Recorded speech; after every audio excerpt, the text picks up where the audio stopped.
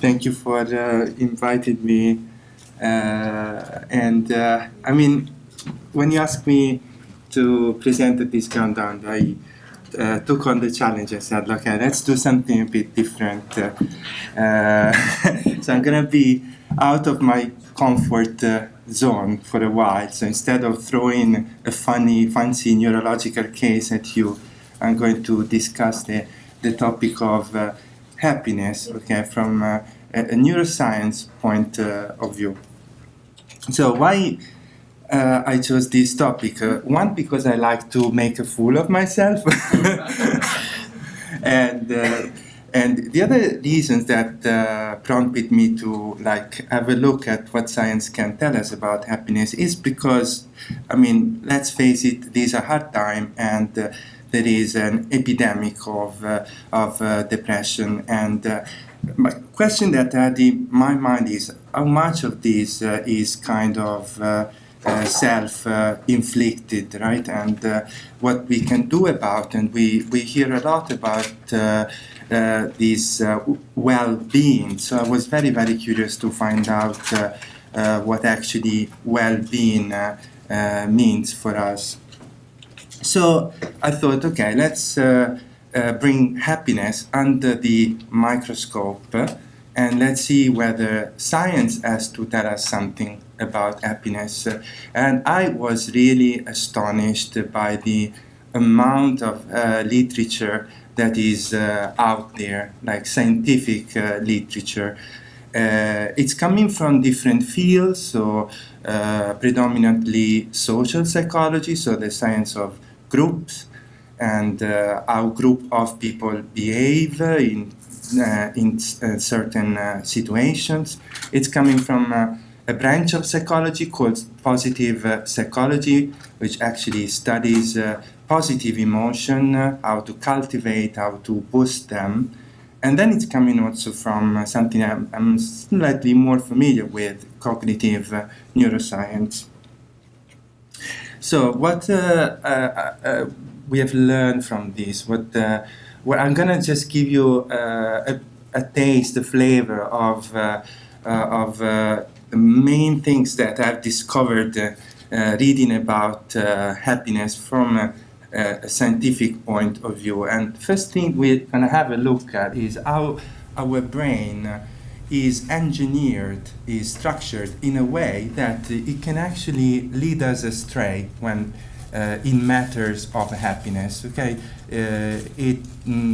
we may think we want something that makes us happy, but actually that thing doesn't really make us that happy as we thought. Okay, so we constantly mispredict when it comes to happiness. So we need some strategies to try and overcome these cognitive biases. There are things that we would not think, there are experiences that we would not immediately associate with happiness, but actually science is telling us that are actually very, very important for our mood. And then we're gonna conclude by looking at how we can put what we have learned into practice. And so we start with some brain sorcery, okay? So brain trick or treat. So our cognitive biases, okay? So why the brain lead us astray, and we become familiar with some of the annoying features of the mind, okay? So those features that lead us to mispredict, to miswant something. Okay, can you tell me which one of these lines looks the longest? You've probably seen this is a visual illusion. You would probably all tell the one on the top, right? But then if I actually measure them, they are the same, okay? So you won't believe me, this is annoying feature number one, okay? So annoying feature number one is that we cannot trust our senses. We cannot trust our immediate intuition. We always have to doubt what we see, what we think, what we believe in the first instance. Okay. Now move on, and this is an example of that. We are, most of us, ticked by money and finance, and we work more and more because we want more and more money, and actually even among students, among college students in America, if you ask them what is the most important thing in your life, that's what they say. 70% of them responded to be well off financially. So it seems to be something very, very important for our happiness. But actually, this is the correlation between income and satisfaction, income and financial satisfaction, and correlation between life satisfaction and income. Okay, you see that there is no correlation really. Okay. The more you earn, it doesn't mean the happier you are, okay? The data are all scattered, so it's probably, there's something else. So probably this is one of the first illusion, right? Unknowing feature number 2, let's try to familiarize with the second of our cognitive bias. And again, I borrowed this metaphor from visual science. So which circle do we think is the biggest one? Probably the one on the left side, right? And we measure them, so we remove all the circles around, and actually they are the same. So why one looks bigger than the other one? Because of the unknown feature number 2. Our minds don't think in terms of absolute. We constantly think in terms of relative. Okay, so we choose a reference point that may not be relevant, but indeed it does affect us. It does mess up our judgment around happiness. If you don't believe me, believe the results of this very, very interesting study. So they looked at video footage of Olympic winners, and they asked people, obviously they were blind, they didn't know whether these were silver winners or bronze winners, and they asked, can you tell which one looks happier? Okay, most of them would say that actually the bronze winners looked much happier than the silver winners. And why is that? Well, the author of this study suggests that perhaps silver winners, as a reference point, they have the golden medal, and was just 1 second from winning the golden medal. Bronze winners, as a reference point, or the people that have not won. Okay, I just made it. I'm on the stand. Okay, so that's how a reference point messes up.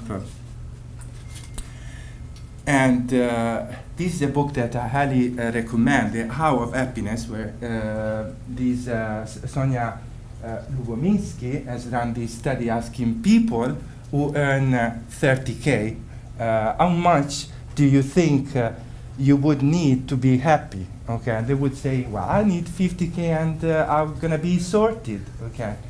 And then they ask people who earn 100K, how much do they believe they need to be happy? And you would think, okay, this guy, come on, don't be greedy, you should be okay, right? That's what they were thinking. I need 250 to be happy. So we constantly bump up, okay, our salary expectation. But more than our own reference point, what really can mess us up is social comparison. So what other people are doing. Again, this is a very interesting study asking Harvard students, so you would expect them to be clever, to choose between 2 scenarios. Scenario number 1, you got a job, you are earning, in this job you're gonna earn 50K, and all the people, your same level, okay, same duties, same responsibility, are going to earn 20K, 25K. Or you can choose option number 2. You get 100K, and all the others, same responsibility, same job as you, same time, they earn 250K. So which one would you go for? I would expect everybody to go for option number 2, because at the end of the day, yes, Liz is earning way more than I am, but I still get my 100K, right? Instead, that's the percentage, okay? So to more than half of these clever students who made to Harvard actually chose option number 1. They prefer to earn less, okay? Then, unknown feature number 2, okay? It's called hedonic adaptation, okay? I like this cat, okay? We strongly believe that we're going to enjoy all these hot dogs, okay? But the same way our stomach gets empty, our brain gets full as well. It gets empty, it gets full as well, okay? So we adapt to positive experiences, okay? And it's true also for extreme situations. This is a very old study, 1974. I was a baby back then. And they were looking at lottery winners and comparing their level of happiness, with controls. So people who had not won the lottery, and actually there's no statistical difference between the two groups. So eventually you would adapt even to huge amount of monies. Unknown feature number 4, it's what psychologists refer to as negativity bias, okay? To understand the negativity bias, we need to think of our ancestors, okay? Our friend, caveman, okay? If he went out of the cave saying, oh, what a beautiful day it is, what a sunny day, what a beautiful landscape, probably he would not have survived. And caveman would be more tuned to negativity, so to negative stimulations, probably would have more chance to survive. So it seems that there's a lot of science actually, I'm oversimplifying obviously, but there's a lot of science that tell us that we seem to be more impressed by negative experience rather than positive experiences. They tend to stick more than positive experiences.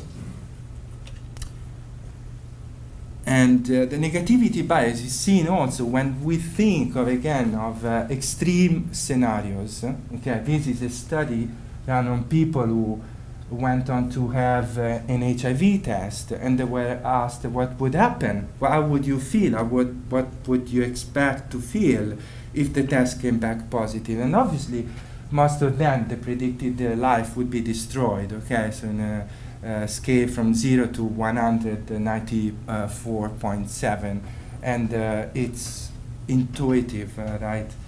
But then again, if you look at how they actually felt after they were communicated the diagnosis, it's not as bad. So it means that probably we are more resilient than we think we are, okay? The last of the unknown features is what has been called the G.I. Joe fallacy. I don't know G.I. Joe. It's an I found out it's an American cartoon. So probably, Margaret, you're familiar with it. It's an American cartoon, and I've been told that it was a very moralizing figure. That, and at the end of each episode, there was sort of a public announcement, like look both ways before crossing the street, or like don't talk to strangers.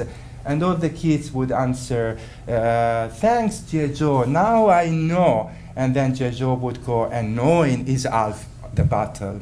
Well, it turns out that G.I. Joe is wrong.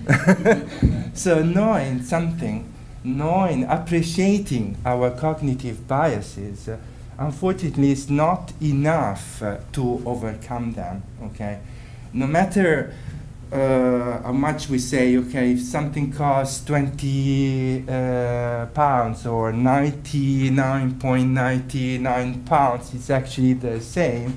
We would probably be more tempted to buy the thing that costs 19.99 pounds. Okay.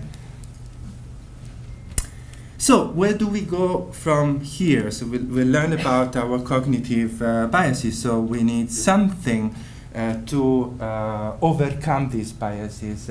And we're lucky, I mean, it seems like we can use our neuroplasticity, okay? So the fact that the brain is not fixed, we can build new networks, we can build new patterns of thoughts.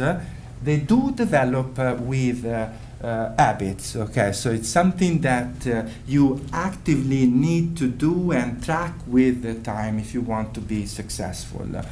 And this is the concept that goes by the name of brain rewiring, okay? And Sonia Lubovinsky, that I cited before, has actually done this study on how much of the happiness is genetic, and it seems that so the study obviously was run on twins and then on brothers and sisters. So, and it seems that only half of it is genetic. Only 10% depends on life circumstances, and 40% is actually dependent on our thoughts and our behaviors and our action. So if we believe that, we need some concrete strategies to overcome our cognitive bias. And one is we need to address our hedonic adaptation. Some interesting ways to do that. This is where I start probably sounding more like a priest, but these are techniques that have some trust me, scientific studies backing them up. So we need to invest in experience, we need to savor, we need to apply negative visualization, make it your last, and gratitude. Why investing in experience rather than things? Simply because this is ethically neutral, okay? So we are not in the region of ethics or religion, okay? So we're in the region of science. Simply because experiences are variable, they change every second, they don't stick around. Things don't change, they're fixed, and therefore we get used to them, okay? So it's probably we're more likely to adapt to things than we are to experiences. And that's why science is telling us that people who are investing in experiences are happier. Savoring, what do we mean by savoring? Just the act of stepping outside the experience to review the experience and to really appreciate it. And this is a list of behaviors that can promote savoring. I talk to other people about it, I share it, I feel like I'm a lucky person, I've got physical expressions of energy, I laughed, I giggled, I told myself how proud I am. And again, this is a list of all the attitudes that can compromise savoring. I focused on the future when it was like I'm doing now. I'm hoping that this is over very soon. I actually remind myself it will be over very soon. I told myself it wasn't as good as I hoped. I reminded that nothing lasts forever. So this is me now not savoring, okay? But actually, even savoring is something that we can do also a posteriori, so like after an event. And actually, it seems that if we play our good memories then we can boost our happiness, and this effect can be prolonged, okay, can last for weeks, okay. So when we feel low, probably we should think of our happy memories. Negative visualization, probably you are familiar with this very old Hollywood movie that is played again and again at Christmas time, It's a Wonderful Life. And this very cheesy Hollywood movie was onto something. So the fact that if we think, what would it be if I'd never been there, if I'd never lived this experience, if I'd never done this, probably we would start to appreciate more what we have, okay? And actually, it's a very nice study that asked couple to wrote for about 50 minutes how it might have been if they'd never met, okay? So apply the negative visualization, or ask couple just to write how they met. And the first scenario, the one who wrote about how it might not have been, were much happier than the other one. Okay, this is a scale from 1 to 6, so a difference of 1 point is it's quite robust. Okay, so if you have an argument with your partner, just think how it would have been if you've never met him or her. Okay, make this day your last. Okay. This is, I don't know if you've heard of the case, was a Bansky painting that was sold at auction recently, and it had a conceived self-destruction device that was actioned the moment the painting was sold at Sotheby's, I believe. And it was sold for £1 million, and then it made obviously a lot of rumor on the press. Well, the day after, despite the fact that the painting was destroyed by the painter, the value was estimated to be 2 million. Okay, so make your day your last is thinking of can be a bit macabre, but it's the mortality of your own experiences. Okay. Thinking that this may be the last time, okay? So remind yourself that nothing is forever, like I said before, but in a positive way. And then gratitude. We all feel grateful to people. So I'm sure that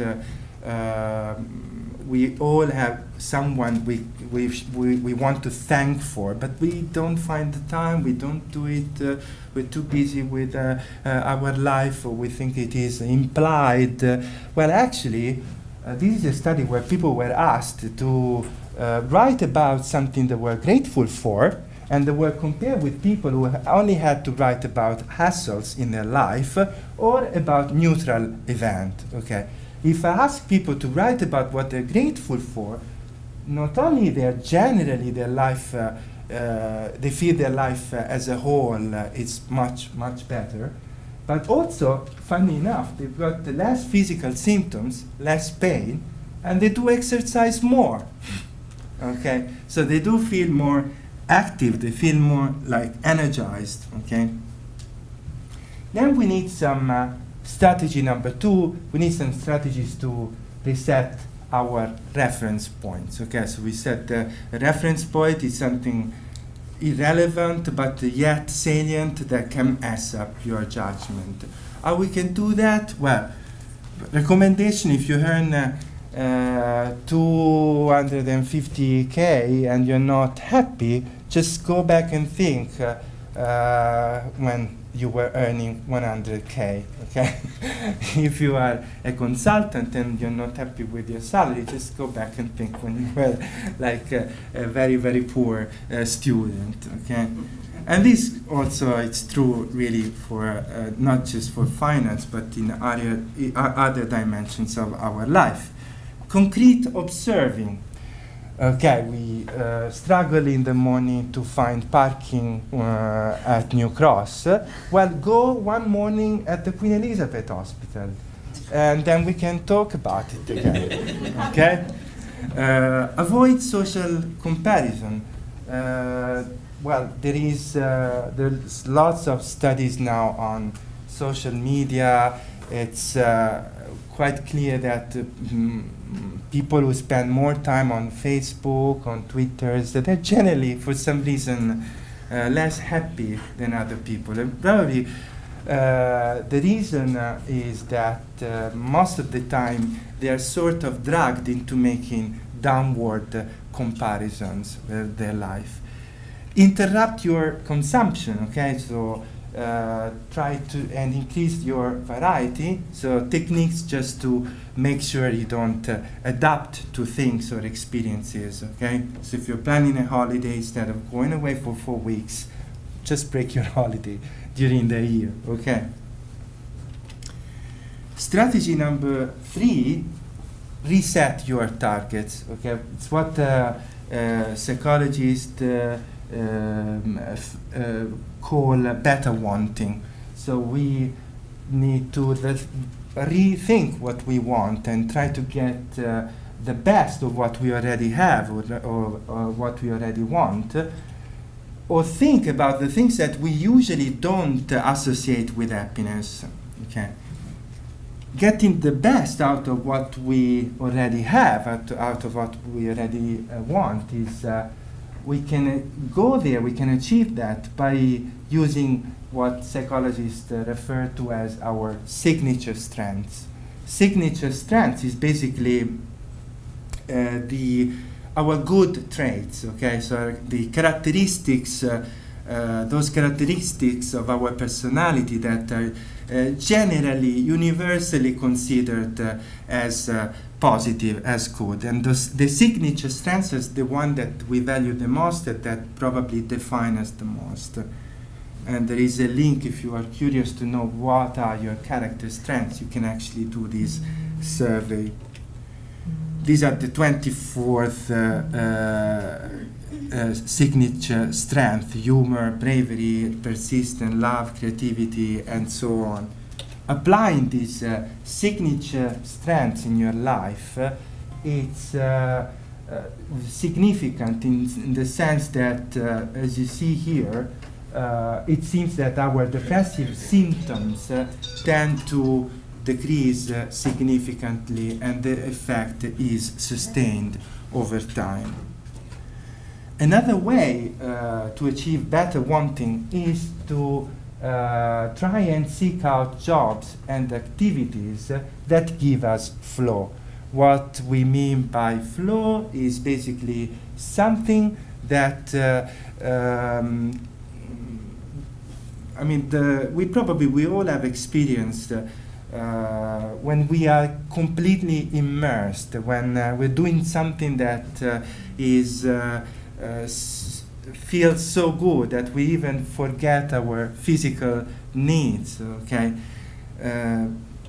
And flow seems to be at the intersection between skill and challenges, okay? Flow is something that usually requires a challenge that you can meet, so you have the skills to meet, okay? So if, for example, I were asked to do some physics or to solve a mathematical problem, I would probably be in the anxiety part of the plot, because it's a high challenge, but I know I don't have the skills.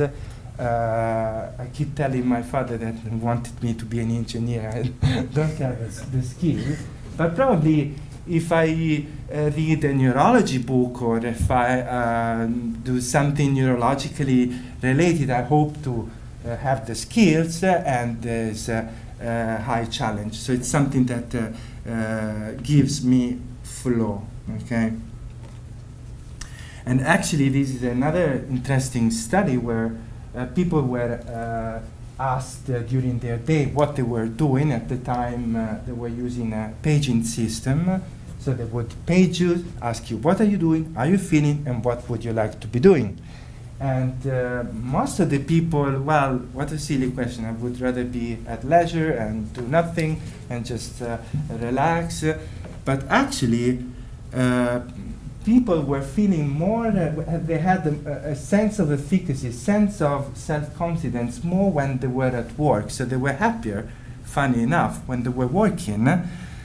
And they were feeling bored or they had feeling of apathy when they were at leisure.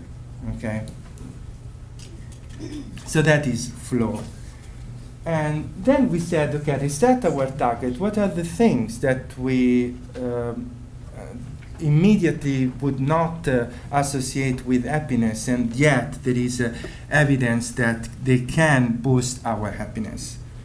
Well, there they are. Kindness, social connection, time affluence, mind control, and healthy practices. Okay? So if you're kind to other people, if you are deliberately kind, so if you can try the experiment with yourself. So in the next 5 days, if you try to do 5 random acts of kindness, that's what they ask people to do in this study, and then report back to me, and maybe we can replicate these studies. Okay, so 5 acts of kindness in a day, they seems to boost significantly your happiness. Social connection, there's a lot of studies, so I just picked up a few that were relevant to make the point. This is a study where they asked people to make connection with strangers on a bus or on the train, okay? And actually those that were in the condition where they were forced to make a connection with a stranger, even if they were predicting, oh, this is awkward, this is not going to make me happy, I'd rather just listen to my iPod and be left in peace. Actually, those who made the connection were happier than the one who were in the condition of solitude. Okay?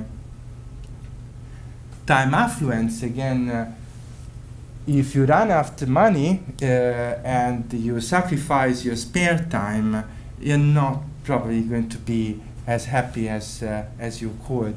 Okay? Meditation, antidote to mind wandering. So mind wandering is the phenomenon that we all experience, probably even right now. So it's our attention is a wild beast. It goes everywhere. So we have difficulty to control our attention. There is a reason for that. Okay, the reason is called default mode network. So we got a network of gray cells, okay, that is activated anytime. Okay, it's not task specific. It's low energy, so it can be activated quickly and at very, very low cost, and it gets us out of the here and out of the now. Okay, this is like an evolutionary acquisition, obviously, because not all the animals can do that. So we can think of the future, we can think of the past. We can mind wandering is also like an evolutionary conquest, but at the same time, a wandering mind is an unhappy mind, and we do mind wander most of the time, 46.9% of the time we are mind wandering, no matter what we do. And how can we curb mind wandering? By meditation. This is a study where we're actually teaching people techniques to meditate, and they found out that this works actually. So people who practice meditation have noticed an increase in their happiness. And finally, something that does not cost much, is completely free, no side effects, and can increase our happiness: exercise and sleep. Exercise was a study in the literature that has been replicated several times. It's not as so known as probably it should, where they compared people with depression who were allocated basically to do some aerobic exercises, 30 minutes 3 times a week, and compared with people who were taking sertraline in this case, and you see that surprisingly, the one who were doing exercises and without taking any medication have less relapse of depression. Very interesting study. Again, it's been replicated. For some reason, it has not reached the medical press probably as it should have. Sleep, well, we all know the impact of sleep, chronic sleep deprivation on our health, but we all experience that if we have not slept properly one night, we may be very, very grumpy the day afterwards, but chronic sleep deprivation has been associated with symptoms of depression and anxiety. Okay, finally, so we've seen how the brain may trick us. We've seen some of the strategies we can use to overcome our cognitive biases. We see some of the things that we would not think make us happy, but they do. Lots of data out there. Now we need some strategies also to put these strategies into practice, okay? Remember the G.I. Joe fallacy. Knowing is not half the battle, despite what G.I. Joe is saying, okay? So what do we mean by strategies in this case? One is situation support, okay? Now, this willpower is way overrated. And I keep telling my partner who says that I don't have willpower, I've got will powder, he says. So maybe I have will powder, but my reply is that willpower is overrated. And if you want to change something, you don't have to try and change yourself, but you have to try and change the context, the situation around you. Okay, if you want to for example, stop smoking, get rid of the cigarettes. Okay, get rid of any cue that reminds you about smoking. Okay, that's the place to start. So fix the environment, surround yourself with different cues. Okay, and lots of studies have been done, in particular in the field of food, and this is a famous study of the office candy dish, where they actually demonstrated these are people who were trying to eat healthy, and my team will laugh because they've seen that now as a result of these my desk is full of fruit and vegetables, because it seems that if you're trying to lose weight, it's probably a good idea to hide all the candies. Okay? Proximity and visibility, okay, make the difference, okay? So much so that you can actually predict people weight or whether people are overweight by looking at what is out there on the kitchen counter, okay? If you enter a kitchen and you see fruit and vegetable, probably these people will not be overweight, okay? If you see lots of cereals and biscuits and stuff like that, very likely that these people will be overweight. So situation support. And finally, goal setting. Okay, so we need to remember, if we want to change our mind, our way of thinking, this is not like an immediate process, okay? It's like we've got some sort of riverbeds in our brain, and we need to build a new canal, okay? So we need to change the course of the water. So it's not an easy task, okay? How do we do that? Well, first of all, we need to be specific. So if I want to try and exercise, it's probably best if I say, okay, let's, Francesco, let's try 20 minutes 3 times a week. It's doable. You can make it. It's better than saying, I need to exercise. Okay, so quantify small steps, goal setting, and then try to do some mental contrasting. So just anticipate the outcome, the positive, the benefits of the thing that you want to do, but also try to think what can get in the way. Okay, so what can be the obstacles? Okay, what can actually compromise your attempt to get happier or more fit? Okay, and then use some planning, what we call implementation intention, and if-then plan. Okay, so try to be specific again.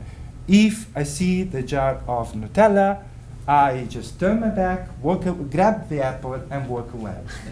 Okay. If-then plan. If you have an if-then plan, it makes basically you're teaching your brain.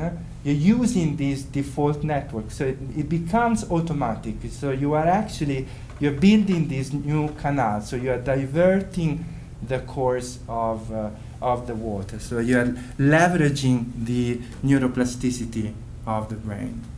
So just to summarize this goal setting with a nice acronym called WOOP. So you need to WOOP, all of you.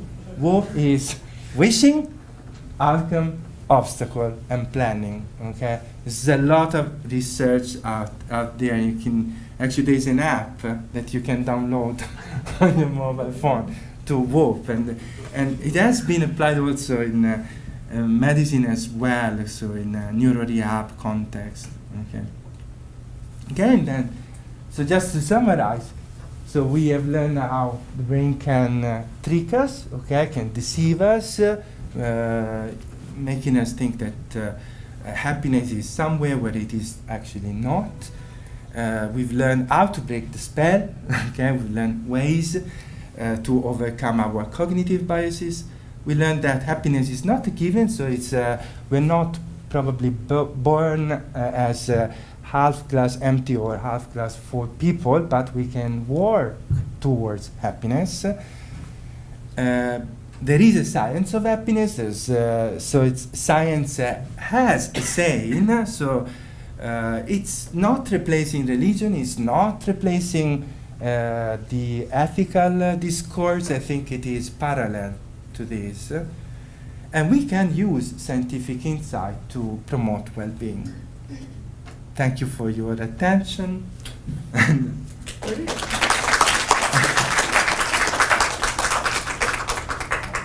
Your attempt to get happier or more fit, okay? And then use some planning, what we call implementation intention, and if-then plan, okay? So try to be specific again. If I see the jar of Nutella, I just turn my back, grab the apple, and walk away. Okay. If-then plan. If you have an if-then plan, it makes basically you're teaching your brain.